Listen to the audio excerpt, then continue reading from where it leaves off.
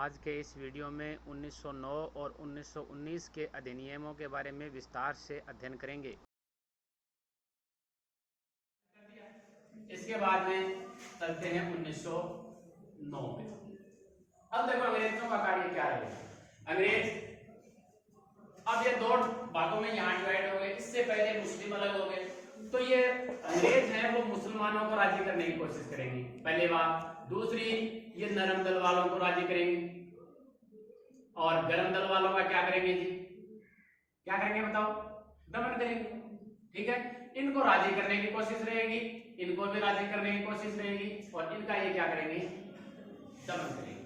और ऐसा ही सब कुछ जो आया वो किसमें आया? 1909 के अधिनियम में। ठीक है, 1909 के भारत सुधार अधिनियम में। और उसका नाम किसके नाम से भी जाना जाता है? मार्ले मिंटो सुधार अधिनियम के नाम से भी जाना जाता है। और इसके संबंध में देखो, ये मार्ले है, उसमें कहां बैठता था? मार्ले ये लंदन में बैठता था और इसने कहा अगर कहीं भी भारत में उत्तरदायी या संसदीय व्यवस्था बढ़िया तरीके से सुचारू व्यवस्था अगर संपादित हो जाती है, स्थापित हो जाती है, तो यकीन मानिए कि मेरा उसमें कतई भी योगदान नहीं, मेरा हाथ मत मानना अगर बढ़िया तरीके से भारत में शासन स्थापित हो जाता है। कौन कहता है? मार्ले। ठीक है, अब इसमें था क्या? यानी 1892 का जो अधिनियम आया था, इससे पहले 1892 में आया था, और उस अधिनियम से कांग्रेसी है वो संतुष्ट नहीं हुए। क्यों नहीं हुए? क्योंकि वो काउंसिलों में विस्तार चाहते थे। एक चीज, काउंसिलों का विस्तार चाहते थे और इनके जो सदस्य थे, है ना, सदस्यों के अधिकार में ये वृद्धि चाहते थे कि इनके जो सदस्य हैं काउंसिलों के, इनके अधिकारों में वृद्धि हो, काउंसिलों का विस्तार हो और उनके अधिकारों में वृद्धि हो। तो ये नरम जो दल वाले हैं या फिर उदारवादी हैं, उनकी बातों में आकर ये ऐसा करने की कोशिश करते हैं। और ये इनका जो सुधार अधिनियम है, इसकी पहली शर्त क्या है कि जो प्रांतीय और जो केंद्रीय, है ना, व्यवस्थापिका है, उसका जी हम क्या करेंगे? विस्तार करेंगे। विस्तार करेंगे तो सदस्यों की संख्या बढ़ी जाएगी, संख्या में वृद्धि हो जाएगी ना। अगर इनका विस्तार होगा तो सदस्यों की संख्या में वृद्धि हो जाएगी। और दूसरी की जो प्रांतों के अंदर गैर सरकारी सदस्य भी शामिल कर लेंगे। प्रांतों में कौन से? गैर सरकारी सदस्य। ठीक है, पहली बात। दूसरी बात, विभिन्न परिषदों का भी विस्तार किया जाएगा। ठीक है, विभिन्न परिषद। और इसी समय देखो ये कहते हैं बजट, दो नाम याद रखना है, बजट पर बहस, बहस ये बहस है, और विभिन्न मुद्दों पर जो भी मुद्दे आएंगे उन पर मत देने का अधिकार भी लोगों को दिया जाएगा। ठीक है, बजट पर बहस करने का अधिकार और विभिन्न मुद्दों पर मत देने का अधिकार। और इनके लिए प्रस्ताव भी लिया जाएगा, विभिन्न प्रकार के प्रस्ताव, और पूरक प्रश्न भी ये पूछ सकते हैं। जो भी सदस्य हैं उनको पूरक प्रश्न, इससे पहले ये प्रश्न नहीं पूछ सकते थे। ठीक है, बजट पर बहस भी नहीं कर सकते थे कि आप इस प्रकार से बजट कहां खर्च करोगे, है ना। और मत देने का अधिकार आप देखते हैं वर्तमान में इस प्रकार की व्यवस्था पहले नहीं थी। तीसरा पॉइंट, अपन पहले ही चर्चा कर चुके हैं कि 1909 के अधिनियम में मुसलमानों को प्रत्यक्ष निर्वाचन मंडल दिया था सुविधा। तो ये लिखना है कि राजी करना है मुसलमानों को। ठीक है, तो मुस्लिम लोगों को इस समय क्या दिया गया? सांप्रदायिक आधार पर प्रत्यक्ष निर्वाचन मंडल। अब देखो इनको सुविधा, इनके साथ में जमींदारों को और व्यापारियों को भी ये सुविधा दे दी गई, लेकिन मुख्य नाम यहाँ पर मुसलमानों का ही है।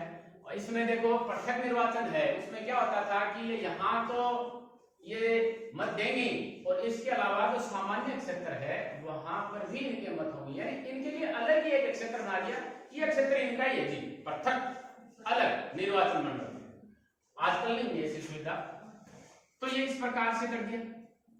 ठीक है, इसके बाद में जो वायसराय की कार्यकारिणी है, वायसराय की जो कार्यकारिणी है उसमें भारतीय सदस्यों को भी शामिल किया गया है। ठीक है, भारतीय सदस्य।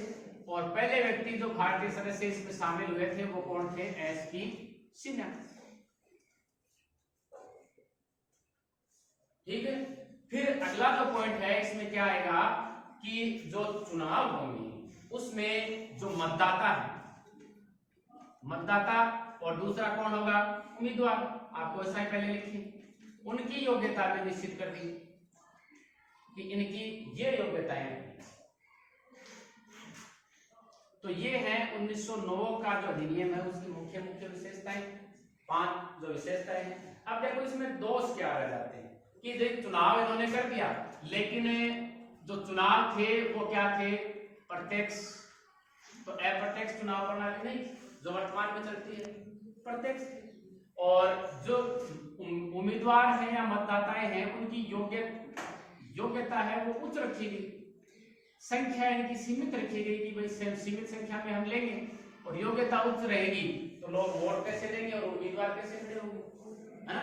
तो ये इनकी कमियां की चर्चा कर रहे हैं हम, ये कमियां थी इनकी। और पृथक जो सांप्रदायिक आधार पर दे दिया वो भी इसकी एक कमियां है कि सांप्रदायिक आधार पर देकर जो मिंटो है, लॉर्ड मिंटो है, ये कहता भी है, क्या कहता है कि सांप्रदायिक आधार पर पृथक निर्वाचन मंडल देकर हम विष के बीज बो रहे हैं जिसकी फसल बड़ी ही कड़वी होगी।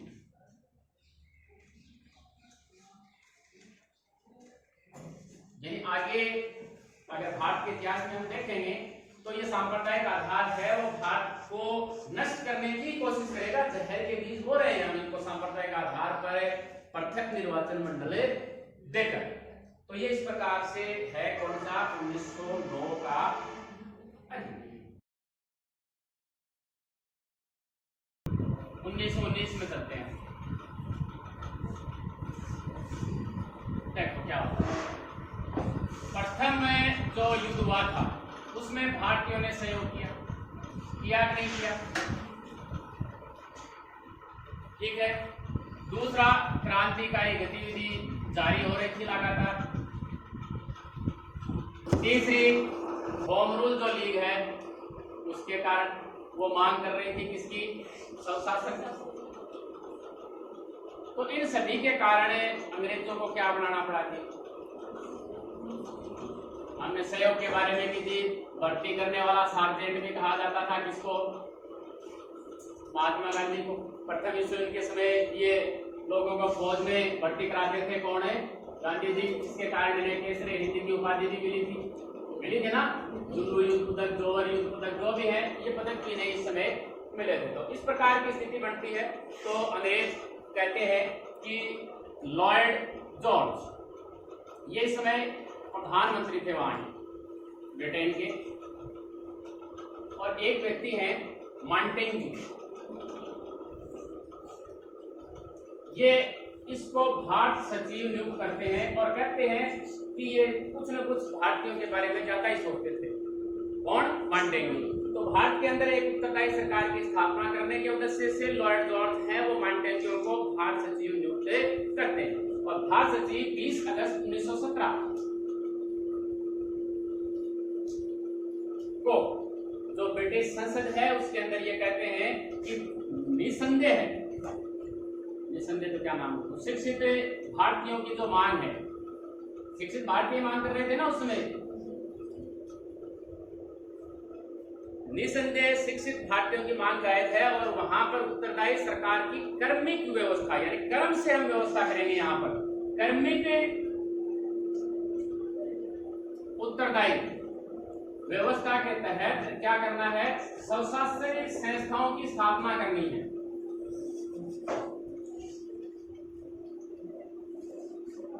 कर्मी कैसे है कि इसके बाद में अगले 10 साल बाद में हम देखेंगे कि जो कुछ भी हमने 19 में किया है वो सही है कि नहीं किया है। देखो आएगा इसके बाद में क्या आएगा?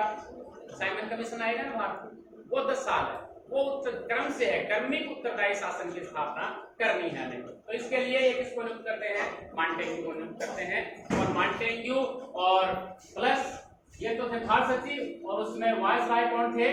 चेम्सफोर्ड, है ना। इन दोनों के नाम से ही इसका नाम क्या होता है? मॉन्टेग्यू चेम्सफोर्ड अधिनियम। भी कहा जाता है।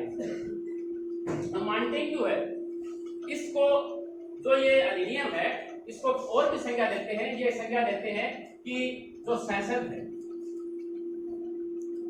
ब्रिटिश भारत की जो संसद है और जो जनप्रतिनिधि, जो भी यहाँ के जनप्रतिनिधि हैं, उनके बीच में ये सेतु की संज्ञा देते हैं, जो भी इसने बनाया है। ठीक है, अब देखो इसके बाद में ये मॉन्टेग्यू चेम्सफोर्ड अधिनियम के रूप में भारत आ जाता है। अब इसमें क्या है, मुख्य मुख्य हम इसकी विशेषताएं देखते हैं। पहली विशेषता, प्रांतों में द्वैत शासन।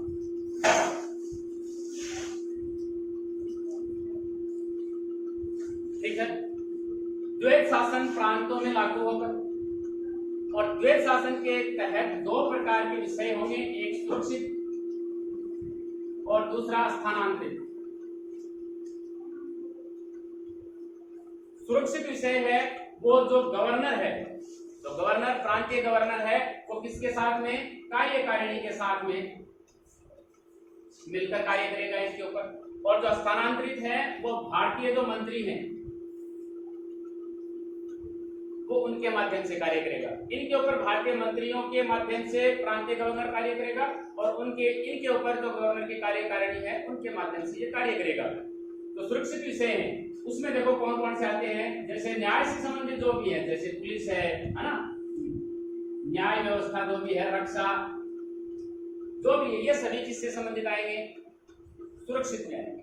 और बाकी के जो दूसरे हैं, जैसे स्वास्थ्य है, चिकित्सा है, स्थानीय स्वशासन है, सार्वजनिक ऋण है, जो भी है, ये सब कुछ किस में आएगा, स्थानांतरित विषय में आएगा। अब यहाँ पर एक चीज और आ जाती है इसी पॉइंट के अंदर कि जी जो ये कार्यकारिणी है, ये जो कार्यकारिणी है वो किसके प्रति उत्तरदायी है, गवर्नर के प्रति उत्तरदायी है। और ये जो भारतीय मंत्री हैं वो किसके प्रति, विधानसभा के प्रति उत्तरदायी है। अलग अलग उत्तरदायी है ना, ये इसके प्रति उत्तरदायी है, विधानसभा के प्रति उत्तरदायी नहीं है। और ये किसके प्रति है, विधानसभा के प्रति उत्तरदायी है। लेकिन इनको गवर्नर हटा सकता है, ऐसा नहीं है कि गवर्नर इनको हटा नहीं सकता, इनको गवर्नर हटा सकता है। और कोई भी अगर ये विधेयक पारित करते हैं, भारतीय मंत्री अगर कोई भी विधेयक अगर ये पारित करते हैं तो गवर्नर इसे निषेध घोषित कर सकता है, यानी इसके पास वीटो पावर है। कोई भी विधेयक अगर ये पारित करते हैं तो ये इसको निषेध घोषित कर सकता है। ये है पहला पॉइंट। दूसरे पॉइंट में चलते हैं, शक्तियों का विभाजन, कि प्रांतों की और केंद्र की शक्तियों का अलग अलग से विभाजित कर दिया। जिस प्रकार से आजकल हम सूची देखते हैं ना, राज्य सूची, संघ सूची, समवर्ती सूची, इस प्रकार से अलग अलग उसमें विभाजन कर दिया गया कि आज भी लगभग वैसे ही है। आप आज वाले याद रख ले, उस समय भी वो वैसे ही थे कि जो रक्षा है, ठीक है, विदेश है, संचार है, जनगणना है, लोक सेवाएं हो, सार्वजनिक ऋण, इस प्रकार के जो भी हैं वो सभी किसके अंतर्गत रहेंगे, केंद्र के अंतर्गत रहेंगे। और राज्य के अंतर्गत कौन से रहेंगे, जैसे शिक्षा, स्वास्थ्य, पुलिस, ये यहाँ वाले आप लगभग ले सकते हैं। इसके अंदर स्वास्थ्य आ गया ना, जनगणना इसमें लिख दिया, पुलिस वगैरह और स्थानीय स्वशासन, इस प्रकार के विषय हैं वो किसमें रहेंगे, प्रांतों के अधीन रहेंगे। तो अब ये विषय याद नहीं रहे, कोई बात नहीं, आप इतना याद रख लें कि शक्तियों का विभाजन कर दिया गया प्रांतों और केंद्रों के अंदर, बाकी के नाम छोड़ दो। यहाँ पर प्रांतों में द्वैत शासन, दो चीजें आ गई। अब है द्विसदनीय व्यवस्था, कहाँ, केंद्र में। व्यवस्थापिका की स्थापना कहाँ की गई, केंद्र में की गई। द्विसदनीय व्यवस्थापिका की स्थापना, ठीक है। एक आजकल भी चल रहा है ऐसा, एक उच्च सदन है और दूसरा क्या है, निम्न सदन। उच्च सदन है वो क्या है, राज्य परिषद, वो समय नाम था उसका राज्य परिषद, ठीक है। और जो निम्न सदन है उसका नाम था उस समय विधान सभा। आज क्या है, लोकसभा, राज्यसभा, है ना। उस समय राज्य परिषद, ठीक है। और अब अगला हम चलते हैं, क्या चीज है, वही पहले वाले पॉइंट से हम लेते हैं कि वहां पर जो 1909 का अधिनियम पार्लियामेंटो था, वहां पर पृथक निर्वाचन मंडल किसे दिया गया था, मुस्लिमों को। और यहाँ पर ये किनको दे दिया जाता है, किनको दे दिया जाता है, सिखों, ठीक है, और एंग्लो इंडियन,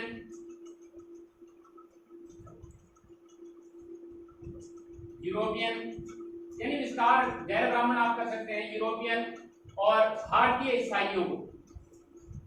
ईसाई कौन से, भारतीय ईसाइयों तक इनका विस्तार कर दिया जाता है। यानी पृथक निर्वाचक जो मंडल है, पृथक निर्वाचन मंडल,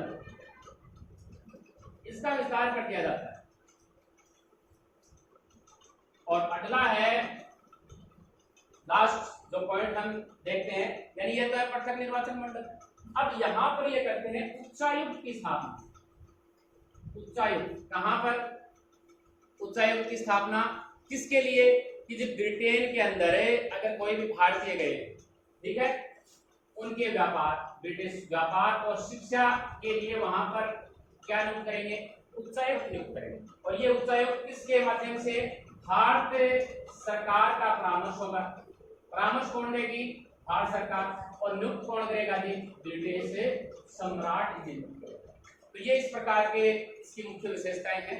प्रांतों में द्वैत शासन, शक्तियों का विभाजन, द्विसदनी व्यवस्थापिका, पृथक निर्वाचन मंडल और उच्चायुक्त की स्थापना, ये मुख्य रूप से दे। लोकसभा, लोक सेवा आयोग की स्थापना भी इस समय होती है, ठीक है। और इसके लिए जो तिलक है, बाल गंगाधर तिलक, इसे कहते हैं कि जी ये अपर्याप्त है हमारे लिए, ठीक है, अपर्याप्त, असंतोषजनक, क्या नाम देते हैं इसको, असंतोषजनक और बिना सूरज का सवेरा है ये, इसका कोई सवेरा नहीं है, इसको नाम देते हैं। कांग्रेस भी लगभग ऐसे ही नाम देती है, अपर्याप्त, असंतोषजनक कि भाई हमारे लिए पर्याप्त नहीं है। लेकिन कई व्यक्ति हैं वो इसके समर्थक बन जाते हैं, जैसे अपन ने बात करी थी, एक एनी बेसेंट है और एक व्यक्ति और है सुरेंद्र नाथ बनर्जी। सुरेंद्र नाथ बनर्जी हैं, उनको भी ये ठीक लगता है कि ये जो कुछ हुआ है वो ठीक लगता है, इसलिए ये कांग्रेस में एक और विभाजन हो जाता है यहाँ से। और ये भारतीय अखिल उदारवादी संघ की स्थापना करते हैं यहाँ पर। 1919 में कांग्रेस से अलग होकर ये किसकी स्थापना करते हैं, अखिल भारतीय उदारवादी संघ की स्थापना करते हैं और कांग्रेस से अलग हो जाते हैं, ठीक है। तो अब देखो इसके अंदर ये सब कुछ है। अब कहते हैं कि प्रांतों में जो द्वैत शासन की स्थापना है वो सब कुछ ठीक नहीं थी, क्योंकि देखो एक के पास पैसे हैं लेकिन दूसरे के पास अब शिक्षा, स्वास्थ्य, तो देखो सब कुछ दे दिया, किनको, स्थानांतरित विषय है ये, यानी शिक्षा है, शिक्षा, औद्योगिक, हम जिनकी भी बात करें। अब देखो इनके लिए पैसे की आवश्यकता होगी, देखिए विषय कैसे हैं, स्थानांतरित, और स्थानांतरित विषय भारतीय मंत्रियों के पास है, ठीक है। दूसरी तरफ सुरक्षित विषय हैं, देखो कौन से, जैसे वित्त है, जिसके अंदर पैसे की मात्रा है ना, वित्त है, और वो सब कुछ सुरक्षित में है, लेकिन अब इनके पास पैसे नहीं है, इनके पास पैसे हैं, तो अधिकार युक्त उत्तरदायित्व यहाँ पर नहीं है। तो इसलिए इसकी जो भी ये है प्रांतों में द्वैत शासन, इसकी आलोचना की जाती है इसके अंदर। और जो पृथक निर्वाचन मंडल है उसकी तो आलोचना हर बार होगी, है ना, पहले भी हम पार्लियामेंट अधिनियम में देखा है। तो ये है 1919 का भारत शासन अधिनियम, जिसको किस नाम से जाना जाता है, मॉन्टेग्यू जेम्स बॉन्ड अधिनियम के नाम से। 1909 और 1919 के अधिनियम का ये अध्याय इसी के साथ समाप्त होता है।